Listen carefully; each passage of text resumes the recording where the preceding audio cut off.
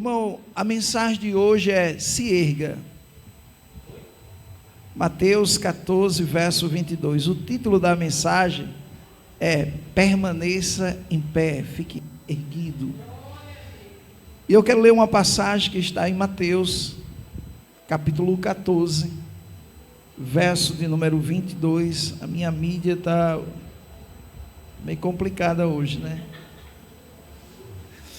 Então olha só, Mateus 14, verso 22, é um texto bem conhecido, graças a Deus por isso. É bom quando se lê um texto que todos nós já conhecemos. Irmão, a Bíblia, para você ter uma ideia, é o livro mais vendido do mundo. A Bíblia, doutor lê, advogado lê, juiz lê, médico lê, contador lê. Irmão, é um livro que todo mundo tem lido e poucos têm compreendido. A palavra de Deus, um certo homem diz: aonde você colocar a palavra de Deus, ela não vai perder a sua posição. Se você colocar ela no chão e botar um bocado de livro em cima dela, é porque ela sustenta todas as coisas. Se você pegar a Bíblia e coloca uma ruma de livro e bota ela em cima, é porque ela está acima de todas as coisas. Se você pegar a Bíblia e coloca na estante como primeiro livro, é porque ela é o princípio de todas as coisas. Se você pegar na estante e bota ela como último livro, é porque ela é o fim de todas as coisas. Se você pegar a Bíblia e bota no meio de todos os livros, é porque ela é o centro de todas as coisas.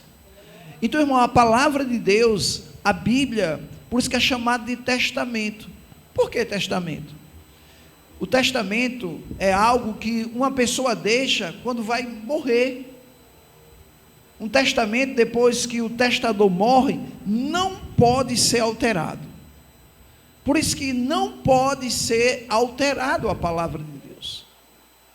E a palavra de Deus, irmão, o seu pai deixou para você, para os seus filhos ler, para os seus filhos entender a vontade do seu pai para a sua vida.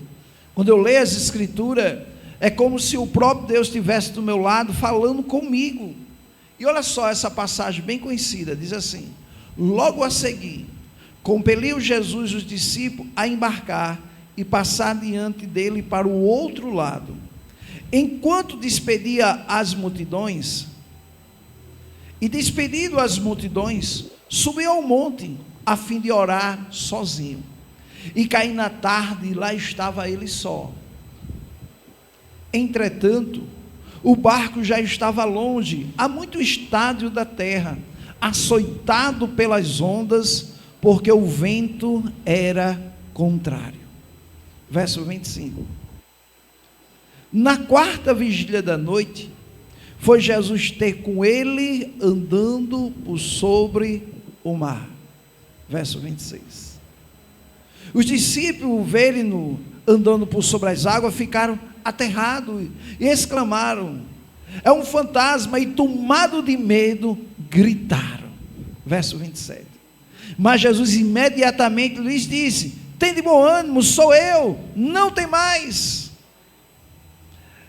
Respondeu-lhe Pedro e disse: se és tu, Senhor, manda-me ir ter contigo por sobre as águas. Ele disse: vem. E Pedro, descendo do barco, andou por sobre as águas e foi ter com Jesus. Verso 30. Reparando, porém, na força do vento, teve medo. E começando a submergir, gritou: salva-me, Senhor. E prontamente Jesus, estendendo a mão, tomou e lhe disse: homem de pequena fé, por que duvidaste? Subiu ambos para o barco e cessou o vento. Amém. Até aí. É interessante, irmão, essa passagem que fala sobre duas pessoas andando sobre as águas. Uma é Jesus e a outra é Pedro. Mas é interessante que no verso 25 desse texto, quando você lê o texto, você tem que entender se era de manhã, se era de tarde, se era de noite, e aqui era de madrugada. Porque o texto diz, na quarta vigília da noite. Os judeus tinham o hábito de dividir o dia em hora sexta, hora nona, mas à noite ele dividia em vigílias. Das 18 horas ou de 6 da noite até as 21, às 9 horas da noite, era a primeira vigília. Das 21 até 0 hora, era a segunda vigília. De 0 hora às 3 da madrugada, era a terceira vigília. E de 3 da madrugada às 6 da manhã, era a quarta vigília. Então, provavelmente, entre 3 ou 4 horas da madrugada, vinha Jesus andando sobre as águas. Já imaginou isso? Você está em alto mar, vendo aquela verdadeira, talvez só a lua para clarear, e quando você olha, vê um homem andando sobre as águas. Como é que ficava você? Os cabelos talvez você corresse, não andasse sobre as águas, talvez você corresse sobre as águas. Talvez tem gente que quando tem medo desmaia, quando tem um susto. Cada uma pessoa age de uma maneira diferente, irmão. Cada um de nós agimos de maneira diferente. Tem gente que está diante de um problema e está em paz. Tem gente que está diante do problema, não consegue dormir, não consegue comer, enquanto não resolver aquele problema. Tem outros, quando está diante de um problema, fica chorando, achando que o problema vai engolir ele. Cada um de nós, irmão, agindo de uma maneira diferente. Então a maneira de eu agir não é a maneira de você agir. Mas a palavra, irmão, nos convida a andar numa vida de equilíbrio. Porque, irmão, se eu andar no lado sentimental, os meus sentimentos, irmão, podem me enganar. Quem vive no lado sentimental, tem dia que ela está de bom humor, tem dia que está de bom humor. Todo mundo, quando recebe pagamento, fica alegre, depois que paga, fica triste. Então a gente não pode viver, irmão, nessa vida de gangorra, ou numa roda gigante, um dia lá em cima, um dia lá embaixo. Não, irmão, quem vive pela fé tem uma vida constante. Por isso que a Bíblia diz, na quarta vigília da noite, foi Jesus ter com ele andando por sobre o mar. Verso 26.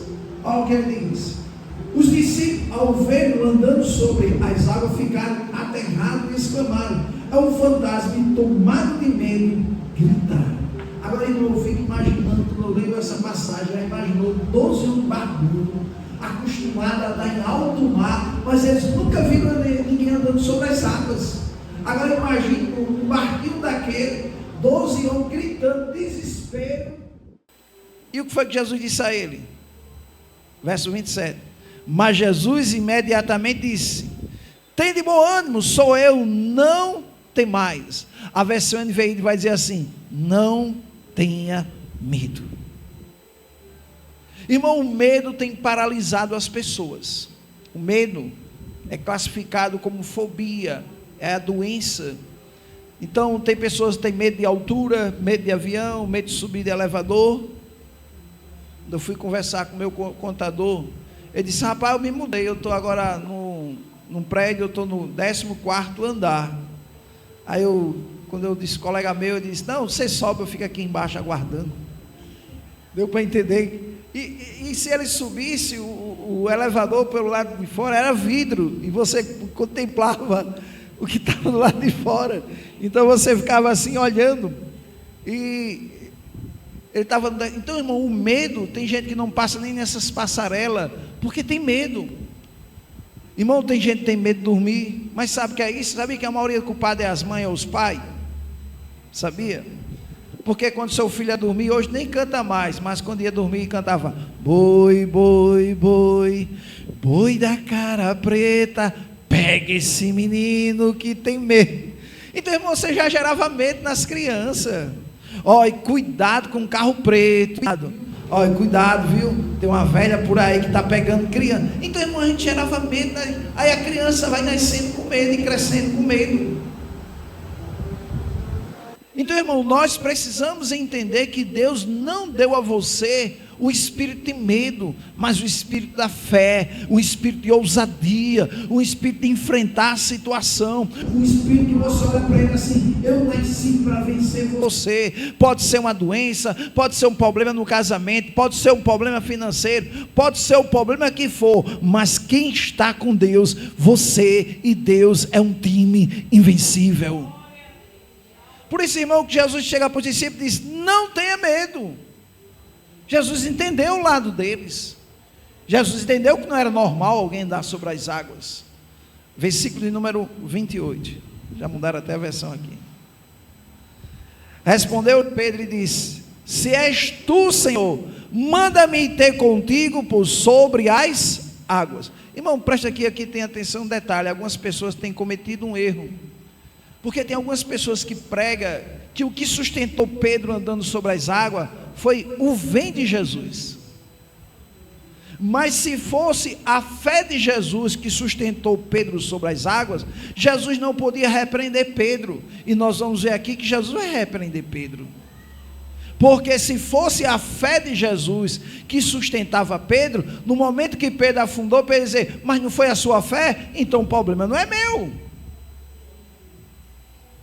Não, irmão, aqui Jesus estava trazendo uma resposta a uma pergunta que Pedro fez. Por isso que ele diz, respondeu, e Pedro disse: se és tu, Senhor. Quer dizer, como era escuro, Pedro não sabia quem era, e ele quis saber quem é, e ele fez uma pergunta: se és tu, Senhor, manda-me ter contigo sobre as águas. Então o vem de Jesus é para provar a Pedro que era Jesus que estava ali. Por isso que Pedro disse: se és tu, Senhor, manda-me ter contigo sobre as águas. Olha o que diz o verso 29. E ele diz: vem. E Pedro, descendo do barco, andou por sobre as águas e foi ter com Jesus. Irmão, quando a Bíblia diz que tudo é possível ao que crê, a Bíblia está falando de uma verdade. Pedro decidiu andar sobre as águas. A Bíblia não diz se Pedro saiu com o pé esquerdo ou com o pé direito. Não, a Bíblia diz que ele desceu do barco e andou sobre as águas. Versículo número 30. Reparando, porém, na força do vento, teve medo. Irmão, preste atenção que isso acontece com você todos os dias. Preste bem atenção que Pedro estava olhando para quando ele chamou de fantasma, e ele pergunta: se és tu, Senhor, deixa eu ir ter contigo sobre as águas. Pedro decide ir. Pedro agora começa a andar sobre as águas, mas de acordo com o texto dá para entender claramente que Pedro tirou o olhar de Jesus e olhou para o vento. Vento na Bíblia, irmão, simboliza os nossos problemas. Cada um de nós enfrentamos um problema. Graças a Deus que passou 2024 e você venceu os problemas de 2024. Nós agora estamos enfrentando de 2025. Então, irmão, Pedro simboliza aquele crente que tinha uma fé fervorosa, olhando para Jesus, mas por qualquer motivo, ele agora se ficou enrolado com as coisas dessa vida. Por isso que, reparando, porém, na força do vento, teve medo. E olha só o que o texto diz: e começando a submergir. Dá para você entender aqui o que a Bíblia está dizendo? A Bíblia não diz e Pedro afundou, não. E começando. Ele não afundou de uma vez. Dá para entender que cada vez mais ele tinha medo, mais ele afundava. Parece que as águas agora se tornou em areia movediça. Então, cada vez que ele tinha medo, mais afundava. Isso prova que quando o medo chega, a fé vai embora. E a única coisa que vence o medo não é a fé, é o conhecimento da verdade. Quando você descobre quem você é, o que você pode e o que você tem, aí você vence as circunstâncias. Mas enquanto você não descobre quem você é, você sabia que tem crente até hoje que ele não sabe quem ele é? Ele não sabe. Ele não sabe se é filho de Deus ou se é santo. Ele não sabe se é pecador ou se é justo. Ele não sabe se é um derrotado ou se é um vencedor. Ele não sabe se é o doente ou se é o curado. Sabe o que é isso, irmão? Falta de identidade. Irmão, todos nós temos uma identidade. É obrigatório depois. Até criança hoje já está tirando identidade. A identidade ali tem todos os seus dados. A data que você nasceu. Ali tem falando sobre o seu nome completo. Quem é o seu pai, quem é a sua mãe. Então aquela identidade ali não pode ser alterada. Ela não vai mudar. Então, irmão, quando você aceita Jesus e descobre que é um vencedor, você não pode andar mais como derrotado, porque os problemas, sempre ele vai querer levar você para afundar, mas Jesus é aquele que sempre vai estar pronto para te erguer, para te levantar, para te dar outra oportunidade, para dizer: se levante e dê a volta por cima. Por isso, irmão, que o texto diz: reparando porém na força do vento, teve medo, e começando a submergir, gritou: salva-me, Senhor.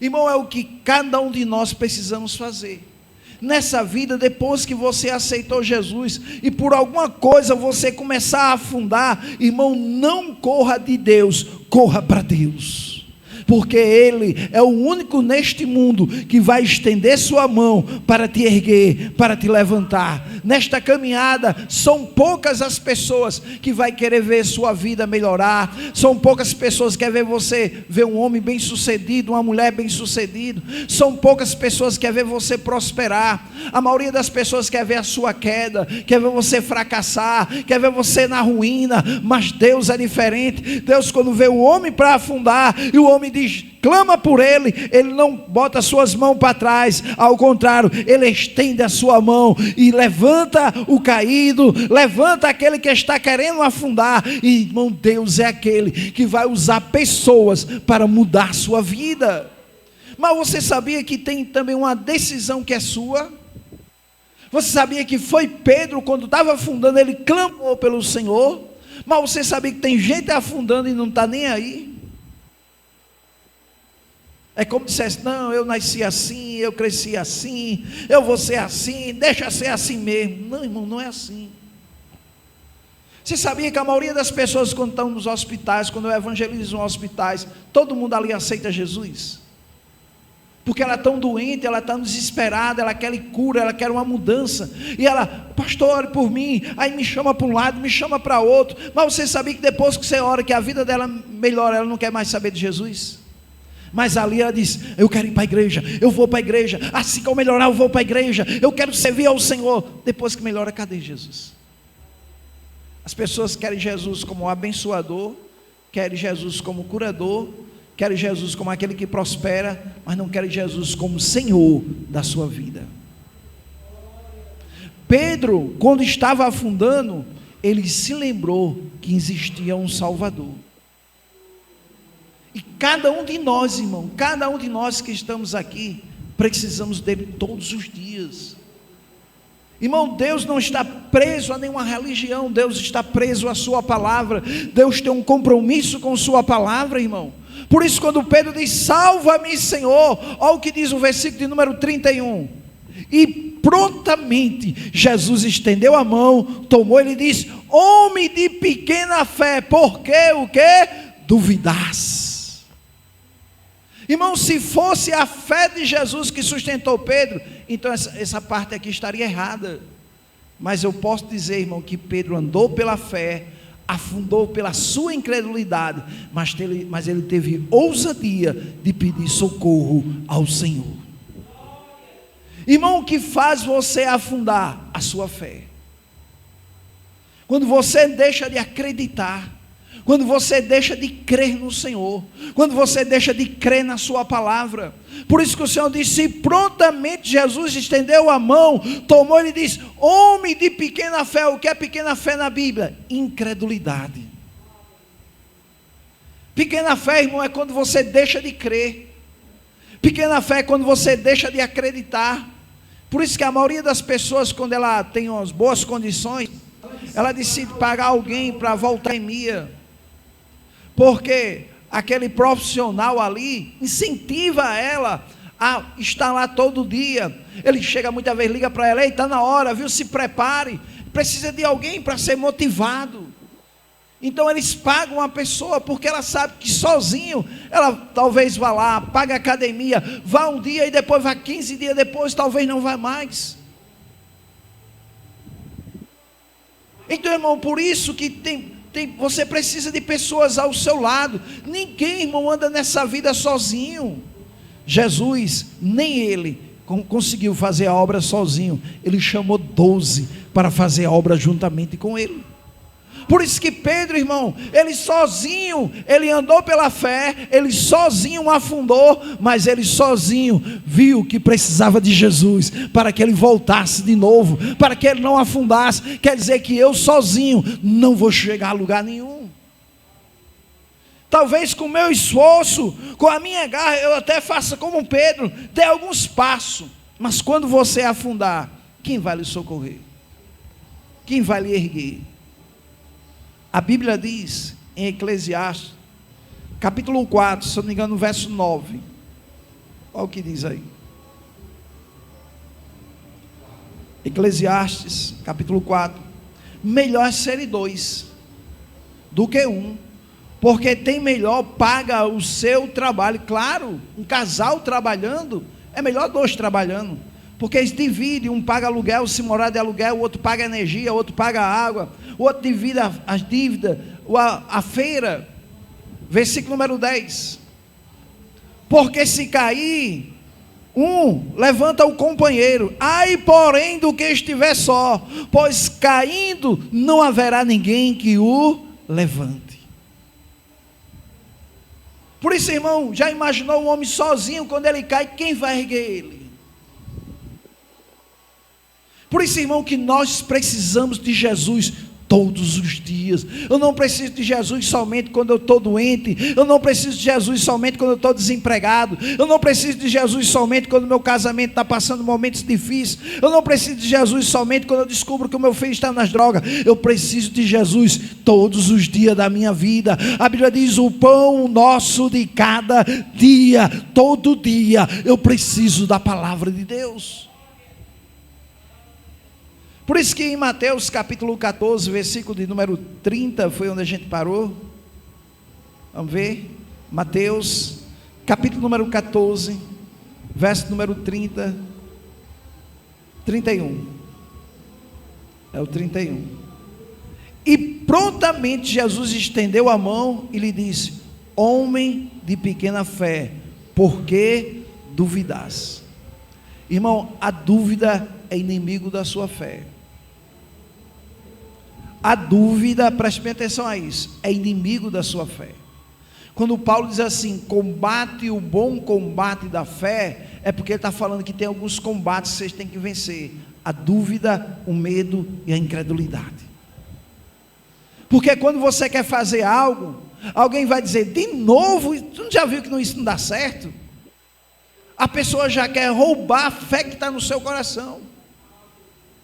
Por isso que tem pessoas, irmão, quando se afasta da igreja, ela fica sem coragem de voltar, porque na mente dela acredita que se voltar vai cair de novo. Mas se você cair de novo, ele vai te levantar outra vez. 7 vezes cairá o justo, mas não ficará prostrado, porque você cai e ele levanta, você cai e ele levanta. Então enquanto você pedir socorro a ele, ele sempre vai estar pronto para te socorrer. Pedro disse: Senhor, se meu irmão pecar contra mim 7 vezes, eu perdoo só 7. Ele disse: não, Pedro, mas 70 vezes, 490 vezes, num só dia. Por que perdoava? É como eu dissesse: eu lhe perdoo porque acredito em você. Eu lhe perdoo porque eu creio que você pode mudar. Eu lhe perdoo porque existe um potencial dentro de você. Eu lhe perdoo porque eu acredito na sua vida. Eu lhe perdoo porque eu amo você. Eu lhe perdoo porque eu acredito em você. Irmão, cada vez que Deus lhe perdoa, Ele está dizendo: eu te perdoo porque eu te amo. Eu te perdoo porque eu acredito em você. Eu te perdoo porque tem um potencial dentro de você. E o diabo sabe disso. Por isso que eu te perdoo quantas vezes for preciso. Porque Ele te perdoa e diz: se levante e erga a sua cabeça e dê a volta por cima. Então, irmão, nós não podemos parar nesta caminhada. O próprio Jesus disse em Hebreus, capítulo número 13, versículo número 5. Para mim esse versículo, irmão, é um dos que mais impacta a minha vida. É um dos versículos, irmão, Hebreus 13, 5. Olha só o que esse versículo diz: seja a vossa vida sem avareza. O que é uma vida sem avareza? Sem o amor ao dinheiro. Contentai com as coisas que tende, porque Ele tem dito: de maneira alguma te deixarei, nunca, jamais te abandonarei. Que coisa tremenda, irmão. É mais fácil você abandonar o Senhor. Por isso que é errado cantar dentro da igreja aquele hino: fica Jesus mais um pouquinho. E eu pergunto, ele ia embora para onde? Se eu estou pedindo para ele ficar, é sinal que ele está dizendo: eu quero ir embora. Não, irmão, ele não vai. É mais fácil você deixar ele, mas ele nunca vai te deixar. Ele continua te amando todos os dias. Irmão, a Bíblia diz: aonde abundou o pecado, superabundou a graça de Deus. Agora, irmão, nós precisamos fazer como Pedro, reconhecer que sem ele, não podemos fazer nada. Para nós encerrar, João, capítulo 15. Verso 1. Evangelho segundo escreveu São João 15. Jesus diz: eu sou a videira verdadeira, e meu pai o agricultor. Verso 2. Todo ramo, ou noutra versão diz: todo galho, que estando em mim não der fruto, ele corta, e todo que dá fruto, ele limpa, ele polda, para que dê mais fruto ainda. Verso 3. Olha o que ele diz: vós já estás limpo pela palavra que vos tenho falado.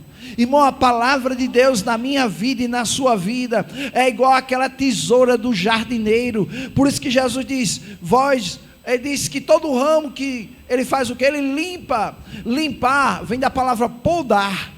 É aquele jardineiro quando vê uma árvore que é sendo toda torta, aí ele pega a tesoura e sai lá cortando, para que ela fique bonita. Aí agora Jesus chega com a palavra e diz: vós já estáis limpo pela palavra que vos tenho falado. Irmão, existe duas palavras no grego, chamado logos e rema. Logos é a palavra escrita, é a palavra que você está lendo, mas quando você crê nela e fala, ela se torna a palavra rema, a palavra que foi revelada ao seu coração. Então, irmão, por isso que a Bíblia diz: vós já está limpo pela palavra, porque quando a gente está lendo a palavra, ela revela coisas na minha vida, que ela diz assim: você precisa mudar nessa área, você precisa ter uma mudança nessa área. Isso é a palavra de Deus nos moldando, isso é a palavra de Deus nos limpando, isso é a palavra de Deus trazendo luz, isso é a palavra de Deus trazendo verdade para a sua vida. Então, irmão, por isso que Jesus diz: vós já estás limpo pela palavra que vos tenho falado. Aí ele diz no versículo 4, olha o que ele diz: permanecei em mim. Essa palavra permanecer no grego quer dizer habite em mim, e eu permanecerei em vós. Como não pode o ramo ou o galho produzir fruto de si mesmo se não permanecer na videira, assim nem vós podeis dar fruto se não permanecerdes em mim. Agora, olha o que diz o verso 5: eu sou a videira, vós os ramos ou os galhos. Permanecei em mim e eu nele, esse dá muito fruto, porque sem mim nada podeis fazer. Vou dar um exemplo só para você entender essa parte: porque sem mim nada podeis fazer. Pedro, ele era um pescador, e quando Jesus chama Pedro, ele diz: Pedro, você agora vai ser pescador de homem. Porque, irmão, a história mudou na vida de Pedro. Sabe por quê?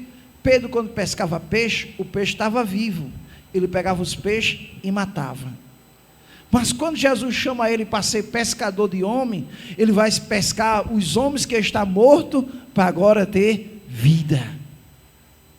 Então, irmão, a Bíblia nos compara como um peixe, e um peixe fora d'água, ele sobrevive até poucos minutos, e depois ele morre. Assim é eu e você, fora da presença de Deus. Irmão, nós somos feitos para viver na presença de Deus. Por isso que João 4:24 diz: Deus é Espírito, e importa que os seus adoradores o adorem em espírito e em verdade. Você foi feito para adorar a Deus. A sua vida foi feita para adorar a Deus. A sua vida é uma vida de adoração a Deus. Quando você for para casa agora, sabe o que é que o Senhor vai dizer? O meu adorador foi para casa. Quando você for dormir, Ele vai dizer: o meu adorador foi dormir. Quando você se levantar amanhã, Ele vai dizer: o meu adorador, a minha adoradora se levantou. Quando você for trabalhar, Ele vai dizer: o meu adorador, a minha adorador foi trabalhar. Porque adorar não é um momento, adorar é uma vida. Você tem uma vida de adoração a Deus. Por isso, irmão, que cada um de nós, lembre-se disso, nunca fuja do Senhor, corra para os seus braços. Ele sim, irmão, é a solução para a minha vida, para a sua vida. Amém?